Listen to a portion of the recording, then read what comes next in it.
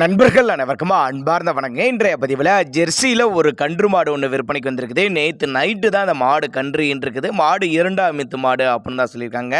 Colour வந்து செவள மர அப்படின்னு தான் சொல்லியிருக்காங்க. இந்த மாடு எந்த ஊர்லேருந்து விற்பனைக்கு வந்திருக்குது, இதனுடைய கறவை திறன் எவ்வளோ, விலை நிலவரம் எல்லாமே தெளிவாக பார்க்கலாம். மாடு ஜெர்சி டைப் தான், நல்ல மடிசெட்டு, நல்ல காம்பளத்தோடு இருக்குது. நேற்று நைட்டு தான் மாடு கன்று இருக்குது. ரெண்டாம் மித்து மாடு அப்படின்னு தான் சொல்லியிருக்காங்க. கன்று வந்து கால கன்று தான் ஈன்றிருக்கு அப்படின்னு தான் சொல்லியிருக்காங்க.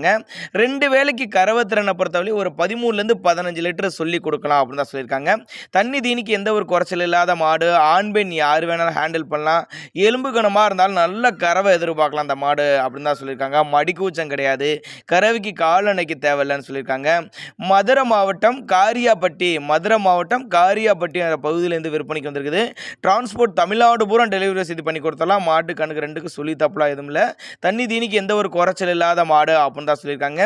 தேவைப்படும் நபர்கள் மட்டும் தாராளமாக அவரோட கான்டாக்ட் நம்பர் டிஸ்பிளே கொடுத்துருக்கேன், தொடர்பு கொள்ளுங்க. நேரில் வந்து பார்த்து மாட்டோட மடிசெட்டு, காம்போலம், கண்ணோட சுழி எல்லாமே பார்த்து செக் பண்ணியே ஓட்டிட்டு போய்க்கலாம். இல்லைன்னா கான்டாக்ட் பண்ணி எனக்கு டிரான்ஸ்போர்ட் வசதியோடு பண்ணி கொடுத்தனால நம்ம அரேஞ்ச் பண்ணி கொடுத்துடலாம். அப்படி தான் நம்மளோட விற்பனை தெரிஞ்சுக்க. அப்படி தேவைப்படும் நபர்கள் மட்டும் தாராளமாக கான்டாக்ட் பண்ணுங்கள்.